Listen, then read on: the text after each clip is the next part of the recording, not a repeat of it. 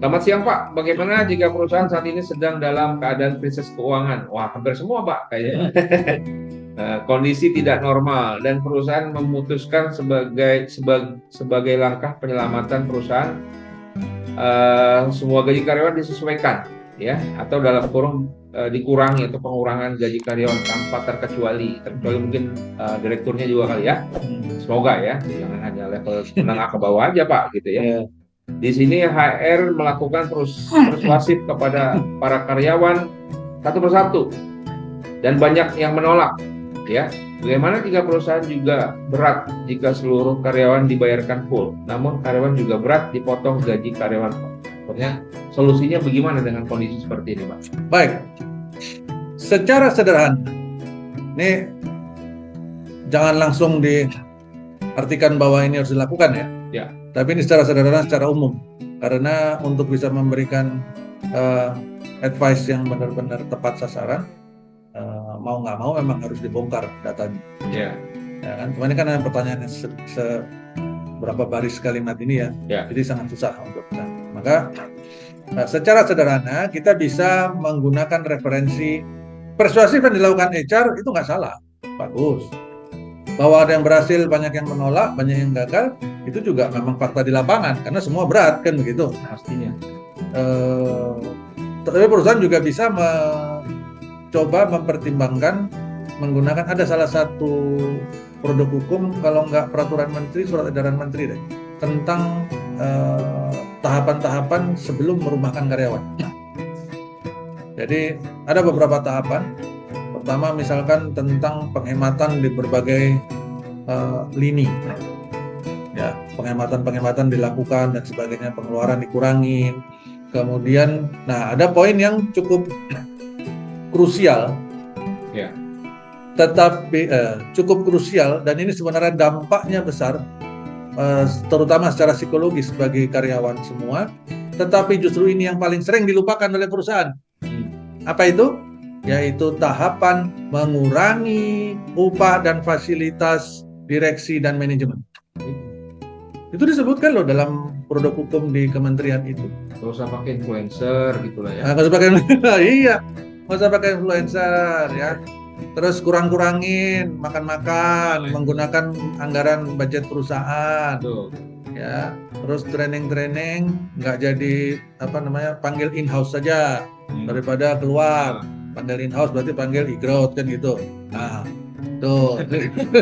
Ya kan? Jadi kan lebih efisien. Jadi efisiensi berbagai bidang. Sebelum akhirnya nanti ujungnya baru merumahkan karyawan. Dan ada memang ketentuan langkah kesepakatan untuk penyesuaian upah, tapi itu letaknya paling bawah, mendekati PHK. Dia termasuk merumahkan, ya. Terus tadi pengurangan, penghematan efisiensi dan sebagainya. Jangan gampang-gampang ngeprint misalkan. Terus penggunaan jam mati lampu, ya. Jam makan siang mati semua lampu, AC mati, misalkan. Efisiensi listrik, efisiensi air. Terus misalkan kegiatan apa nih? Kegiatan yang sifatnya umum kayak family gathering, tahan dulu tahun ini nggak ada. Ya. Nah, tapi tadi ada yang satu tahapan yang tadi saya bilang krusial, dampaknya bagus buat perusahaan, ya. Terutama terhadap psikologis karyawan. Tapi justru yang paling sering dilupakan adalah yang itu, mengurangi gaji, upah dan fasilitas direksi dan manajemen. Ya. Itu yang paling sering dilupakan. Ya, jadi misalkan tadinya uang bensinnya untuk manajemen itu tidak terbatas. Terus sekarang dibuat limit pokoknya sebulan nggak boleh lebih dari 500.000 misalkan. Saya pernah berada di sebuah perusahaan yang pada saat dia berjaya, ini si perusahaan unlimited Pak, untuk para manajer ini, biaya untuk bensinnya, silakan klaim terserah, karena itu memang itu fasilitasnya dia. Jadi dia akhirnya dia pakai pas lagi pulang kampung, dia diklaim juga, nggak masalah, itu memang sudah diberikan hak. Tapi pada saat perusahaan memang lagi berat, saat itu saya mengeluarkan tadi surat pemberitahuan, merubah keputusannya menjadi dijatah cuman 300.000 sebulan. Zaman sekitar di bawah tahun 2010 sih waktu itu. Sehingga manajer pada tekor. Tadinya ada biaya untuk supir, dikasih sebulan berapa juta, dihilangkan biaya supir. Sehingga manajer bayar sendiri kalau dia pakai supir.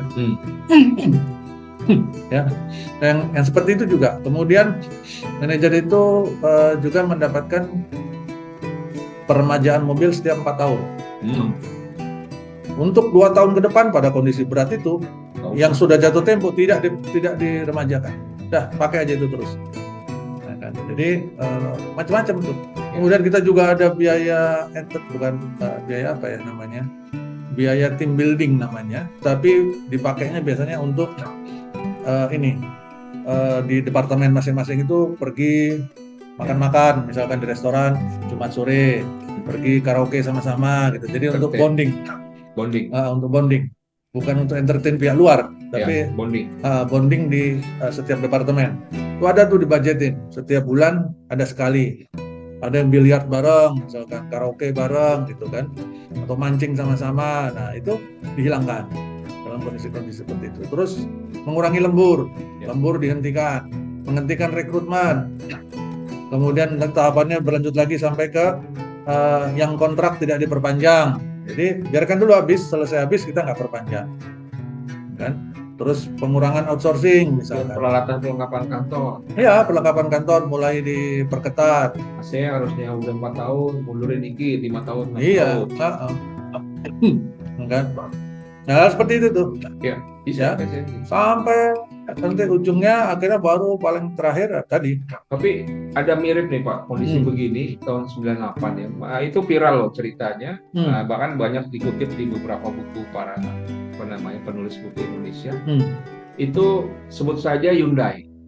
Hyundai ketika tahun 98 krisis moneter Asia, waktu itu Indonesia dampaknya sampai Pak Harto turun.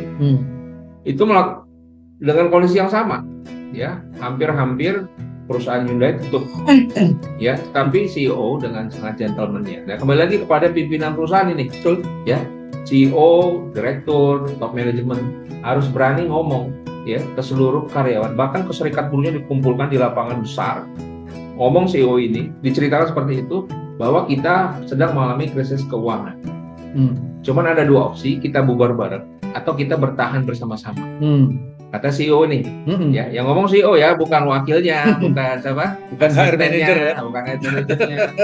Kita mau bertahan bareng, ayo, dengan kalau memang kita ambil opsi 1, kami para CEO siap untuk dipotong fasilitas, gaji dan sebagainya 50%. Bayangin kan tahun-tahun CEO 50%, tanggal 10%, 20%, 50%, ya, dan lain sebagainya.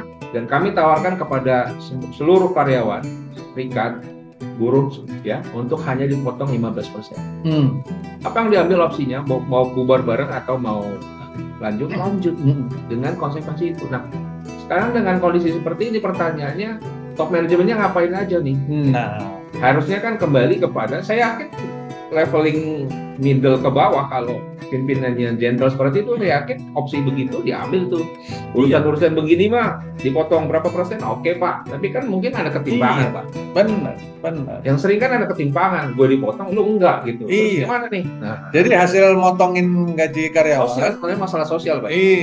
Hasil motongin karyawan itu dipakai untuk ganti alpatnya direksi. Dipakai untuk jalan-jalan istrinya bos. Ke luar negeri kan gitu, foto-foto di luar negeri masuk ke Instagram, ketahuan kan gitu ya. Dan endingnya kembali Hyundai survive sampai hari ini. Nah itu jadi mau nolong hidup perusahaan dengan jujur apa enggak, atau memang gue sendiri senang ya lo terserah ya. Ini yang tadi Pak Habib bilang kan, win-lose atau win-win. Dan itu tidak bisa perjuangan mencapai win-win tadi tidak bisa dilakukan hanya 1 hari 2 hari seperti persuasif sekarang langsung win-win, nggak bisa. Karena yang dibangun adalah kredibilitas kan Pak. Bagaimana cara pandang karyawan terhadap manajemen kita hari ini di perusahaan? Saya memandang HR manager saya di perusahaan, saya memandang direktur CEO saya di perusahaan, bagaimana hari ini? Karyawan tingkat bawah menengah akan melihat kok gentlenya kita atau enggak gentlenya kita sebagai pimpinan. Itu pasti kelihatan, ya. Jadi ini sebenarnya permasalahan culture ya, permasalahan Nah, culture ya, leadership kita kan. kembali leadership. Pasti ngomong culture pasti ujungnya leadership, nggak mungkin ngomong Iya. culture nggak